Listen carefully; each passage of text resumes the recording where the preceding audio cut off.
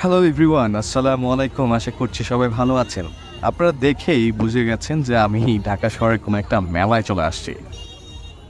এই মেলাটা আমাদের ঢাকা শহরের অন্যতম সেরা একটা জায়গায় অবস্থিত, সেটা হচ্ছে বংশাল, পুরান ঢাকা।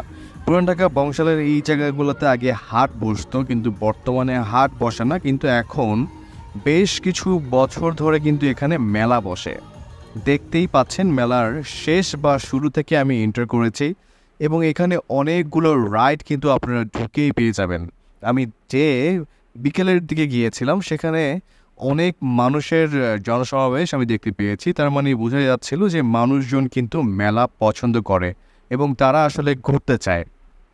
ঘোরার জন্য একটু জায়গা দরকার, সেই জায়গাটুকু আমাদের কিন্তু আস্তে আস্তে শেষ হয়ে যাচ্ছে।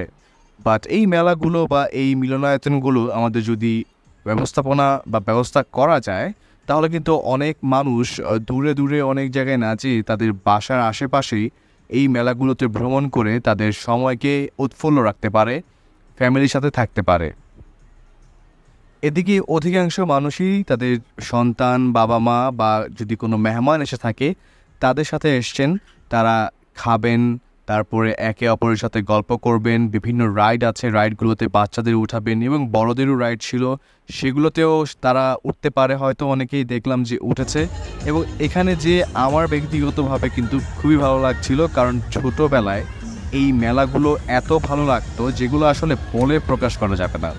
বড় হওয়ার সাথে সাথে অনেক কিছু লাইফ থেকে হারায় যায়, কিন্তু যখন আপনি ছোট ছিলেন বা আমি ছোট ছিলাম তখন কিন্তু অনেক ভালো লাগতো। মেলায় যে বিভিন্ন ধরনের দোকান, খেলনাও, মানে কালারফুল থিংস অল অ্যারাউন্ড আর ম্যানি কালার্স। ম্যাজিক হচ্ছে, কোথাও খাওয়া দাওয়ার রান্না হচ্ছে, কোথাও আচার বিক্রি করছে, কোথাও জুতো বিক্রি করছে, কোথাও শনপাপড়ি বিক্রি করছে। মানে এক এক রকম জিনিস আপনি কিন্তু পাবেন এই মেলাগুলোতে।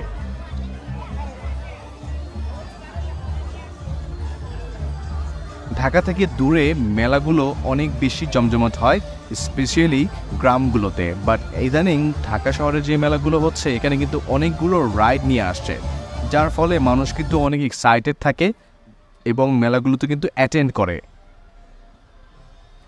মেলাগুলোতে অ্যাটেন্ড করার ফলে হচ্ছে কি, যে মানুষগুলো যারা এখানে ইনভেস্ট করে বা যে লোকগুলো ঈদকে অনুসারে কিছু ব্যবসা করে, তাদের জন্য কিন্তু খুব ভালো হয় যে কিছু বেকার যুবক বা কিছু বেকার ফ্যামিলি তারা কিন্তু এই ঈদে বা বিভিন্ন ধরনের অকেশনে, পয়লা বৈশাখে তারা এরকম মেলার একটা সুযোগ পায় এবং বিভিন্ন ধরনের তারা কিন্তু রাইডগুলো শেয়ার করে, মানে রাইডগুলো তারা আর কি ব্যবসায়ের কাজের হিসেবে ইনভেস্ট করে এবং তারা এখান থেকে কিছু ভালো উপার্জন করে। সেখানে আইসক্রিমও বিক্রি করছিল এবং নাগরদোলাও ছিল, বিভিন্ন ধরনের বেলুন ছিল, মানে কি ছিল না আমি যদি আপনাদের বলতে শুরু করি, বা আমি আসলে নিজেও এতগুলো জিনিসের নাম জানি না। আসলে মেলাটা ঘুরে আমার খুব ভালো লাগলো। আমি পুরো মেলায় ফার্স্ট টু লাস্ট যাই নাই, আমি মিডল পয়েন্টে একটা জায়গায় দাঁড়িয়েছিলাম। দাঁড়িয়ে আমি দেখছিলাম যে আসলে কত ভিড়, বিকজ ওখানে যাওয়াটা আমার জন্য মানে ধাক্কাধাক্কি হবে, আমি এই জিনিসটা আমার ভালো লাগে না। আর আমি একা ছিলাম, আমার সাথে কেউ ছিল না, সো আমার ভিডিও আমার নিজেরই করতে হচ্ছিল। তো ঈদের সময় ঈদের যে একটা আমেজ, এই আমেজটা কিন্তু সারা বছরের এই মানুষ ওয়েট করে, অনেক কষ্ট করে, বোনাস পায়, বেতন পেয়ে মানুষ কিছুটা খরচ করে এখানে, মানে অনেক কষ্ট উপার্জিত টাকাটা এরকম সুন্দর সুন্দর কিছু মুহূর্তের জন্যই কিন্তু মানুষ স্পেন্ড করতে চায়। যাই হোক, আজকের আমার এই ভিডিওটি এই পর্যন্তই। যদি ভালো লাগে আমার সাথে থাকবেন।